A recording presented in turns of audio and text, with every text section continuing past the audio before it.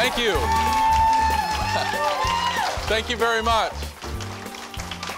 Thank you. Thank you very much. Thank you.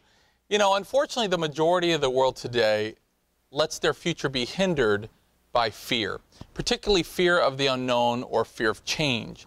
In today's business world, change is not only necessary, but vital, especially with keeping up with advancements in technology. Sometimes when people have a good idea, they wait for all of the how they're going to do it before they get started. And the problem with that is by the time we collect all of the how, we need a new how. So the trick is to get started. And tonight we're going to be talking with a very special guest who not only got started, but started working when he was 3 months old. We're going to be talking with very successful entrepreneur and marketing professional, Jim Paar's on the show. Jim is the president and founder of Paar Media Group. And you think I'm kidding, but this guy is absolutely amazing. Started when he was a baby. We're going to tell you how in just a minute. Stay with us. We'll be right back. We have an amazing show.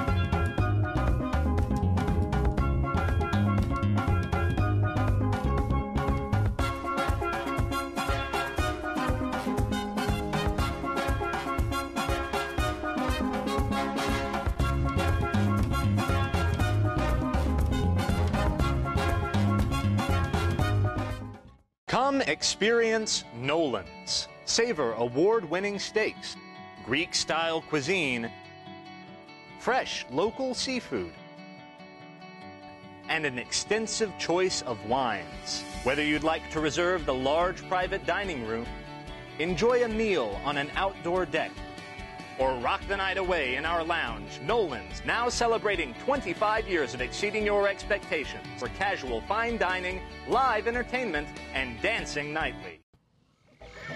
When visiting Gulf Shores, Alabama, make sure to visit the Gulf Coast Zoo, home of the little zoo that could from Animal Planet. Get up close in our petting zoo. Enjoy our unique animal encounters. More than 300 monkeys, bears, reptiles, big cats, parrots, and more call a Gulf Coast home. Come on, go wild at the Alabama Gulf Coast Zoo. Thank you. Thank you. Thank you. Thanks for tuning in. I'm here with my dear friend, Ian Norris. Ian, how have you been, my friend? I'm fabulous. How are you? Fabulous. I'm fabulous, and just the way you say fabulous is very fabulous. You're very flattering with my fabulous. I'm infatuated with your accent, but how have you been? You been busy? Yes, very busy. Working with Amy and doing a lot of things and learning a lot as I go, so yes, very busy. I know your wife is curious enough to once in a while drop by. I mean, just a real mover and shaker. She's #1 in real estate everywhere, and I know she has a whole team that she gives credit to as well. But I know you guys are very busy, and not only do you work full-time, but you're also a pilot. Yeah, we've been up a few times. Still working on building my hours for that next certificate. Yeah. So, yeah, trying to do that as much as I can. I have to say, I don't know if you were testing my fear or whatever, but we went up in a plane. And I think he was saying, like, this guy Dan thinks, he said, let's see what kind of a... So we're up in the air, and then he just basically said, okay, well, it's your plane. And I was surprised how easily you can get disoriented. I'm not good with directions anyways, but, I mean, one little turn, the whole plane was like... So I was glad that all the gauges and, oh... You'll be interested to know that the tables were turned on me last Friday. I was supposed to take that same plane over to Dauphin Island for some business that Amy and I had to do. Plane was grounded for some maintenance. I ended up going in a much more advanced and faster aircraft with a whole different glass cockpit. Yeah. And all of a sudden now I was trying to get used to the immediate response of this. Yeah, right. Thing. It was bizarre for me. Well, I'm really glad to hear that. For some weird reason, I actually feel happy about that. But that's terrible, isn't it? But all the gauges and the things you have to check, and I'm not sure if I would be able to want to take something on like that on my own. I like challenges, but I just don't know if being up alone in the plane would be for me. But I was very fortunate to have you there. Well, I'd love to take you again, given the opportunity. Well, and you know, the guest tonight, speaking of gauges and technology, you know, I'm really excited about having on because and we were talking a little bit about this backstage about change in the business world, but you know, things are so fast in business, it's hard to keep up. And you know, that old adage of like, don't fix what's not broken. And over the years of coaching, I've coached so many entrepreneurs that, you know, had that mindset of like, don't fix what's not broken. These are the programs that made me a millionaire. These are the programs that got me where I'm going. And that's true at one aspect, but a lot of times the world, over a period of a few years, changes so much that those programs that were working become very ineffective. And then all of a sudden, because of being in that paradigm, they don't change, and they lose all their fortune and they're out of business. Yeah. So. And can I throw in something? I've been you know, watching your show, and well, thank you very much. We have one. and something, you know, obviously it's a very entrepreneurially oriented show. Yep. And I was reading something today I'd love to share with you. Yeah, absolutely. Because you talk about motivations. Talk about technology. Yeah, you talk about motivations and Right. reasons for starting businesses, and I thought this was an interesting concept. If you don't mind, I'd like to just read I'd this. love to hear you read. It talked about, you know, we have reasons for starting a business, but sometimes it takes more than just an idea or a vision. And Planet Soho, which sells online management tools, they did a survey, and they found that for those that run small businesses, start and run small businesses, they found that the respondents reported that some of the reasons for getting into this entrepreneurial approach, doing something of their own, Right. was 61% love creating their own schedule to you. Mm-hmm. 56% enjoy being their own boss. 46% say the main reason for them doing a small home business is because it's what they love. Right. And then it said 46% report having more time to spend with family and friends. 41% like not having to commute to work. 37% say that it helps them to sleep better. And 14% report having a better and more active love life. So if you ever wonder why looking for reasons to start things, some of those may not necessarily be a good reason, but put together, it'll give you something to think about. Well, for the entrepreneur that's been on the fence for so many years, better love life. That's the reason to start, if none else. Well, and again, I'm excited about our guests. Let's bring him out here. James Paar, everybody.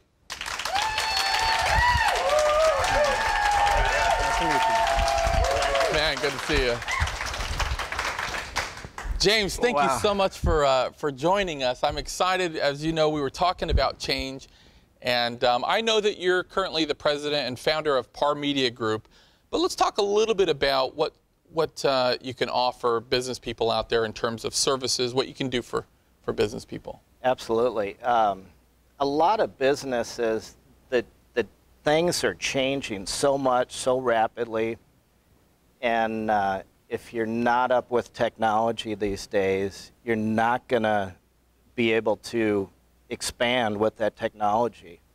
A lot of this stuff is going mobile. It's going to iPads. It's going to tablets. Laptops are going away. And so if you're not able to reach those consumers with those tablets and mobile products, it's going to be real tough to keep your consumers in there. Well, and you're so right. You know, just 3 to 6 months ago, my technology skills are not great, so we'll have to talk about that.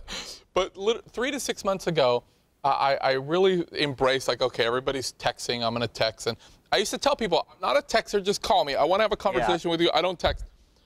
And I read an article about, I guess, a month or two ago that said that the world is so fast and people's attention spans have become so short because of the world we live in, that they could almost see that at one time, maybe even emails would become outdated because it's too much, it's too long. People want that short, quick text. That's true. And I actually read that 6 weeks ago, like not even 2 months ago. I thought, you know, that can't be true.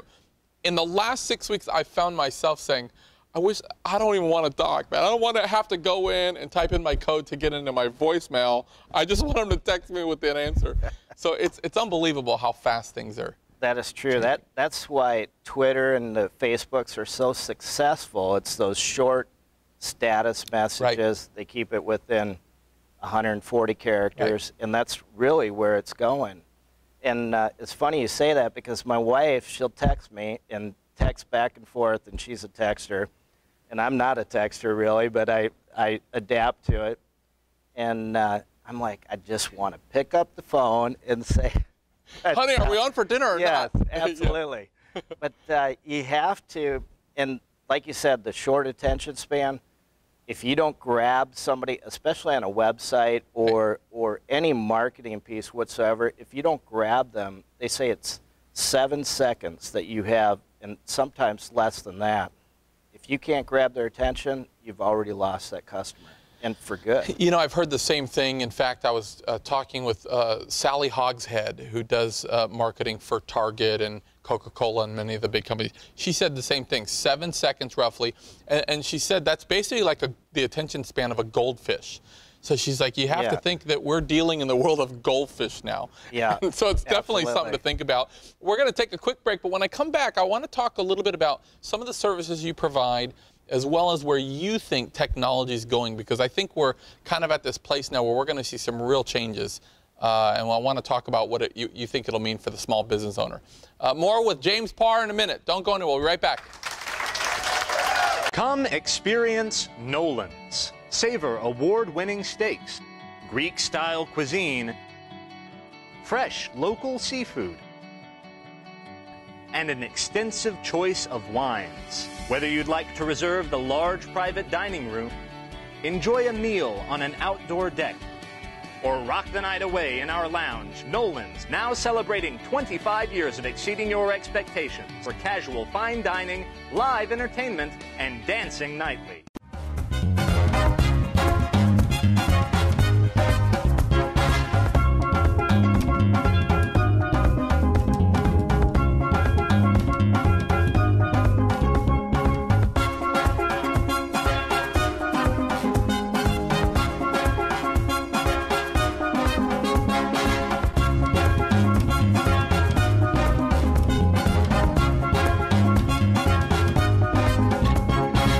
Real estate today offers incredible opportunities, low prices, and extremely low interest rates.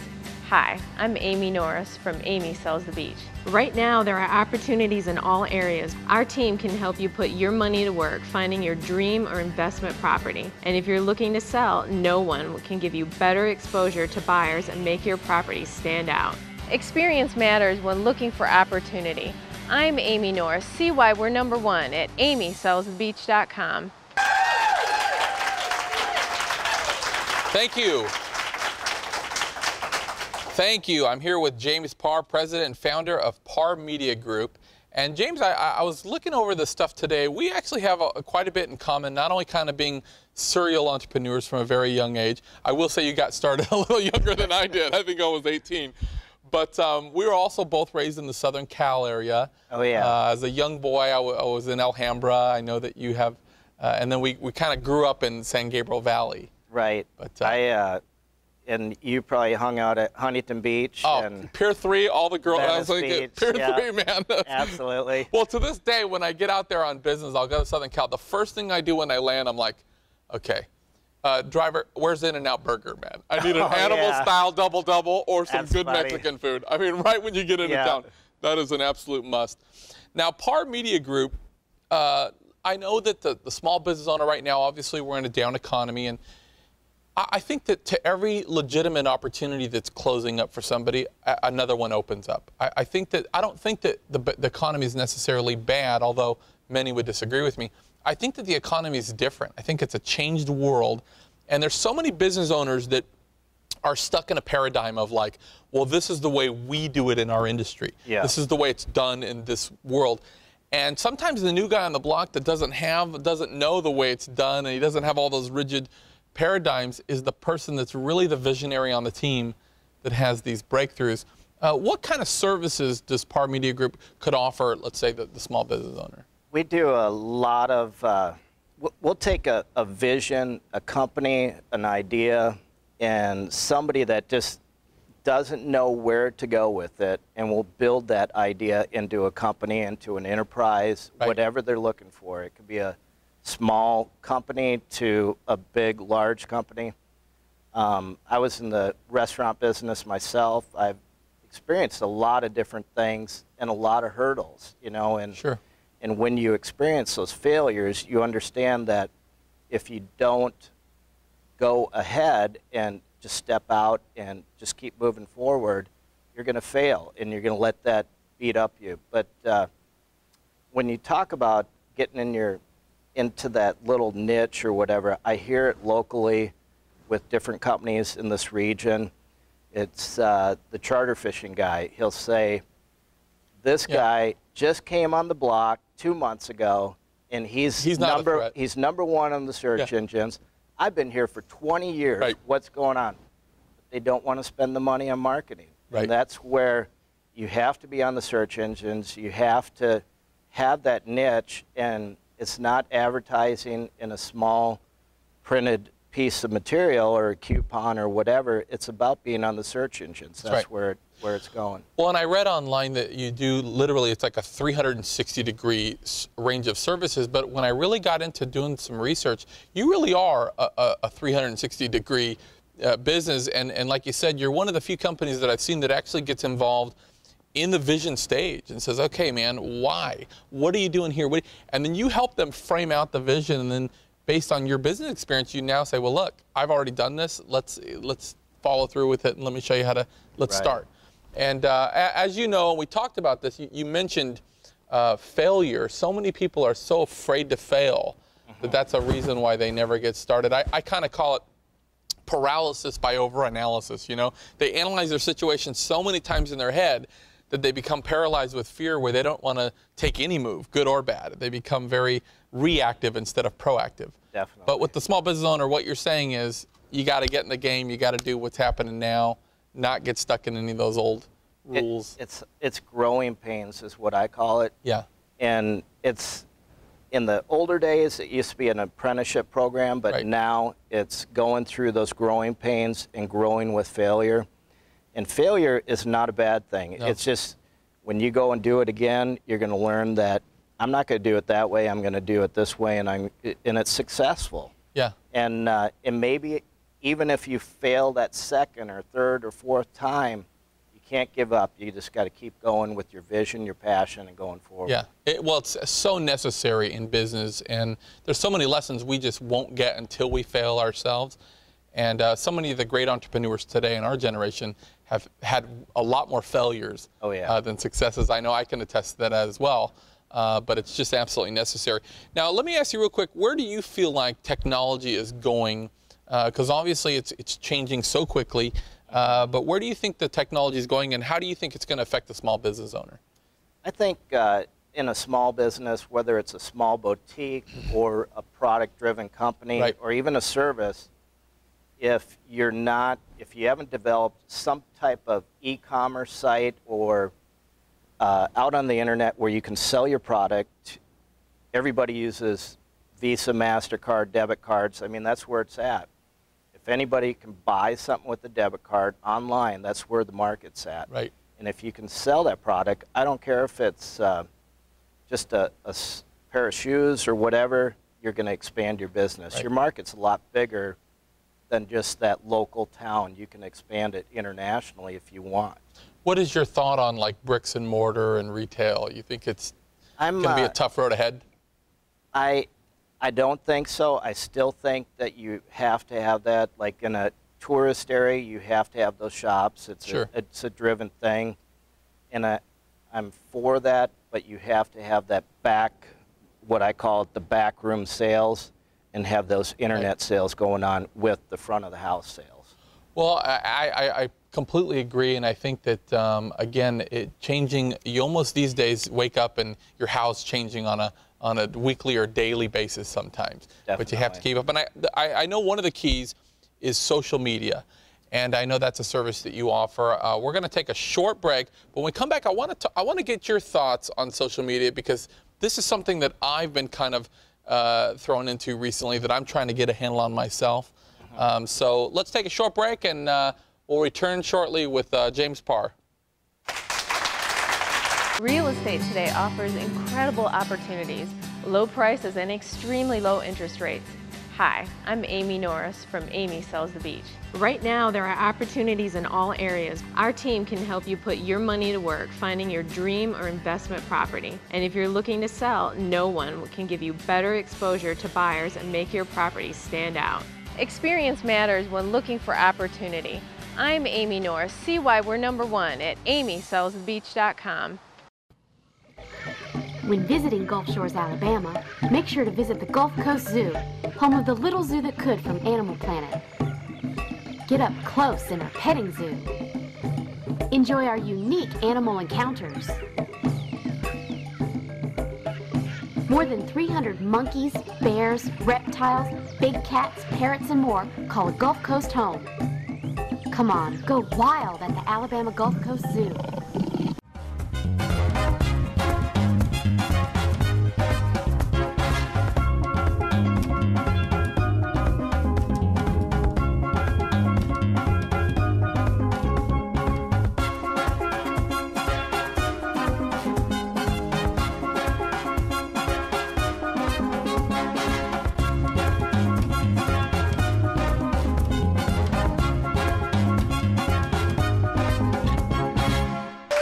Thank you. Thank you very much. I'm here with James Paar, entrepreneur and marketing guru. And James, I'd love your take. We were talking before the break about social media. This is one avenue that it's always been difficult for me. Most of my mentors in coming into the business world were at least twice my age. So I'm from the old school, you know, put people in a room, books, seminars, that whole world. And social media is where it's at. I know, Ian, I've spoken with you and your wife as well, and she told me the reason I'm #1 is we dominate the internet. But for somebody like me, maybe a beginner, it seems like the more social media I do, the more I have to do.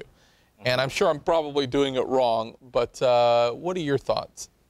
Social media, it's a really driven, it actually affects sales of print ads and stuff like that, because people realize, like in real estate, they realize that they can put a listing on there and reach a large, like a real estate listing, and reach a large demographic and a large audience. In social media, it depends what network or what platform you're using. There's Facebook, there's Twitter, there's LinkedIn. LinkedIn's a great professional network that's out there, and it's great for the business of, like, if I meet you or somebody in business, I go back to my office, I link up and network with that person in LinkedIn. So it's really a business-oriented. It's great for networking. Facebook is great for informational stuff, and Twitter also. A lot of people go on there and try to sell something on there. Right. But if you could provide tips and information, let's go back to real estate. If you can provide real estate tips for buyers or sellers on your Facebook or your Twitter site on a regular basis and link them to information, that's a great resource for somebody to go to, versus, hey, I've got this and this is how much it is. That's right. It's really, if you can provide that information on there, it's a great thing. Social media is going to be big, big, big. And for our viewers out there that are just new to the business world, or they're thinking about becoming entrepreneurs, what's one tip? I know obviously we have LinkedIn, Twitter, Facebook. There's a million things that they can get involved in. But if you could give them one tip that they really need to embrace, especially if they have limited time for their business, what would it be? I would say marketing. A lot of people invest and put a ton of money into a restaurant, into a business, whatever it might be, and they forget about the marketing.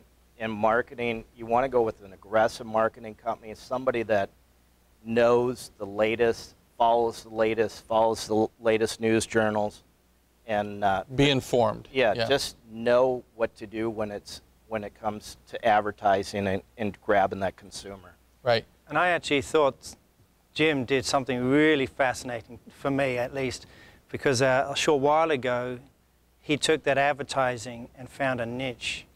In fact, I don't know if you want to talk about it much, but he decided to advertise on porta potties. Yeah.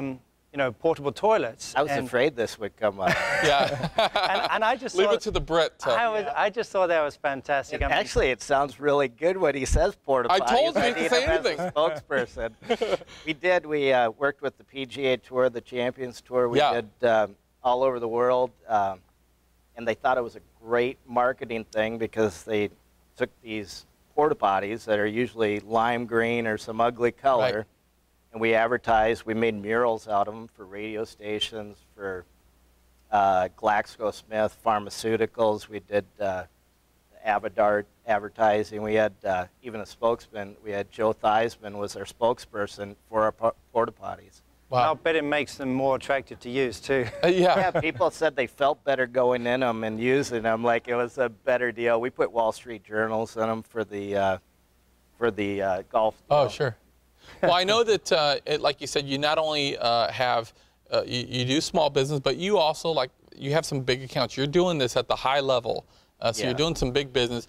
If people want more information or they say, you know what, I don't want to do it, I just want to hire that guy to do it, where can somebody get more information? Or they can go to paarmediagroup.com, and it's PAAR mediagroup.com. Okay. And we've got a phone number. It's 888-982-2925. All right. And I know that, you know, in the opening I said you started working real quick when you were 3 months old, but many people don't know you were a child actor. Yes. From 3 months to like 21. Yeah. Is that right? That's correct. And so that was probably a big transition. But you started. I know you worked with on Beretta and Emergency, and you were in several films as well. Rockford Files, which was one of my favorites growing up. James Gardner. Yeah. So please, I know we're out of time, but please come back. I'd love. Definitely. You've lived such a life. You were on the SWAT team, Emergency. I mean, this is a guy that's done it all. That's our show, guys. We're out of time. And my special thanks to James Paar and also Ian Norris. And don't forget to get involved in your local community and be forgiving of others. Good night, everybody.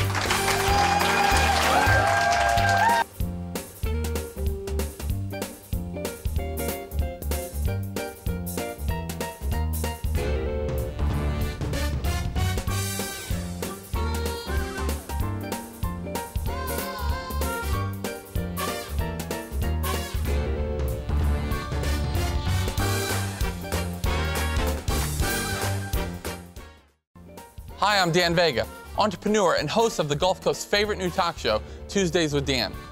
Join us every Tuesday where we come together and share success principles that will not only help you in your business, but in your personal life. Don't worry, this isn't some boring business talk show. It's an opportunity not only to hear from your favorite entrepreneurs and celebrity guests, but to receive real value every week.